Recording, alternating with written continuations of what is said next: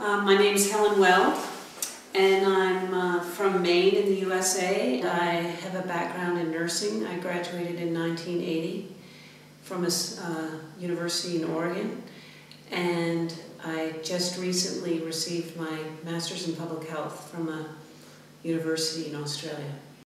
My friend Judy, who's a physician, we have always wanted to work overseas. I've been wanting to work overseas since before nursing school. That's why I went to nursing school originally. I was traveling in Africa backpacking in 1975 and just felt this sort of inner drive to do something to help people. Up until now, I've never had the opportunity to work overseas, and it was a good chance to pursue this dream of working overseas. And we heard about CDRS, Comprehensive Disaster Response Services. It's an NGO that was actually initiated after the October 2005 earthquake in Kashmir. And it's been a tremendous asset to this community in terms of providing health care and just emotional support for the community here. But a lot of people were very discouraging and sort of like, what on earth do you think you're doing going there? I'm 53 years old, have children, I'm putting my neck on the line. It's irresponsible, not just in terms of political situations, but just going to a remote area and uncertainty. But I wasn't going to be stopped, and I'm so glad it's been a life-changing experience to come here.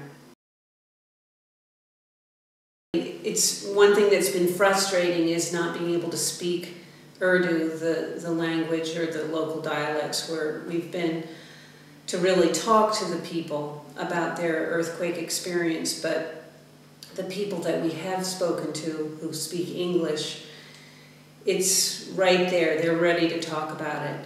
And about a week after we were here, there was a small quake where it was a significant shake. It was very noticeable. And we went out into the community that day to do home visits, and everybody was talking about it. They were definitely very perturbed, and they were talking about it with us and also through our translators and also with each other. These women were just clustered and needing the support of each other.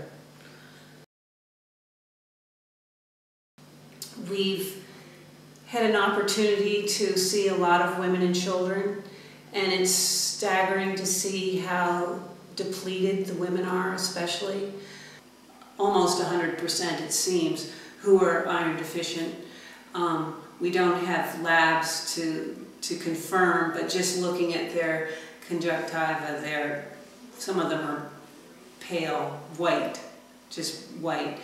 And so these women are just complaining of myalgias and the amount of work they have to do in terms of carrying water and tending to their children. And I mean, they're very hard workers, and exacerbated by the high altitudes. It's been an eye-opener to, you read about iron deficiency anemia and you learn about it, but when you really see it, I understand it more now, I think. And just all the micronutrient deficiencies are very apparent here. Folic acid, iodine. We've worked a lot on public awareness in the community with iodine. We're sort of uncovering, it seems, at least to us, and maybe people realize it and it just hasn't been dealt with, but a lot of the iodized salt, it seems, we've been testing it, is actually not iodized. And people in general, children too, have goiters, which is the overt sign of the problem of iodine deficiency. We had a health fair here in Shikar last week, which was really encouraging, teaching the children, and we've involved the shopkeepers, and they've committed to carrying only iodized salt in their shops, and we hope to have this Shikar area as a model for a community that is taking care of the people its own people by carrying iodized salt, helping the iodine deficiency disorders and reviving the people that way. The children are always very outgoing and friendly and ready to shake hands. They come up to us, and having a digital camera, just a little snappy one, has been really great because I really love to take pictures of the children, and it's a good icebreaker, and they're very open to it. At first, I've been in countries where, you know, people don't like having their photos taken, but the Pakistani people seem very open to photography, so it's fun. And so taking photos of the kids and then being able to show them on the digital is great. They love it. And they seem very willing to be close and come up and be hugged and touched. They seem very receptive to affection. And they seem, the ones we've seen, you see them playing, but a lot of them are sick. I mean, they're very depleted themselves. They're malnourished, so they don't have a lot of energy, obviously.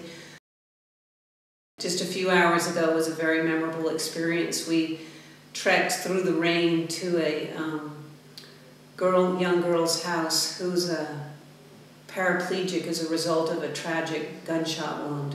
And it's quite a saga, her personal story, which I won't go into, but we entered this house and it was dark but very tidy and obviously full of love. There was her mother was there, her sister, and her 3 brothers, and she was in a wheelchair, quite radiant looking, glad to see Dr. Shad, who has taken her under his wing as a friend. And he's known her for a few years, and we were lucky to accompany him. And she was extraordinary. I mean, if anybody has a hard life, it's her. I mean, she lives in this dark, single-room house on the edge of this hill, steep mountain really, with terraces and mud tracks to her house, so there's no way she can get out. There's not even a veranda to go out, wheel her wheelchair out and look outside. And she just was, as I said, radiant, beautiful, and her spirit was just incredible. She was, I mean, to use all the adjectives, inspiring, brave, extraordinary. I mean, it's just tingling. Amazing. And she showed us her artwork and read us some of her poetry, and it just brings you to tears. We've had a lot of amazing experiences, but that was just a few hours ago and is very, close to my memory. So, and I'm sure there are a lot of other people out there. As I said earlier, hoping that I can return to Kashmir, I would hope to have Urdu, more proficient use of Urdu, because just being able to communicate with all these wonderful people would be terrific. It would just make a big difference. But even without the language, we've certainly been touched by many people and hopefully have touched people as well. There's been no animosity at all. People are very grateful for our efforts, my efforts of making the journey here to try to help them. And that's been really rewarding. So I would certainly encourage anybody to come and not to be scared by the news, because the news is, in my opinion, skewed and focuses just on the negative things that are hopefully pretty localized.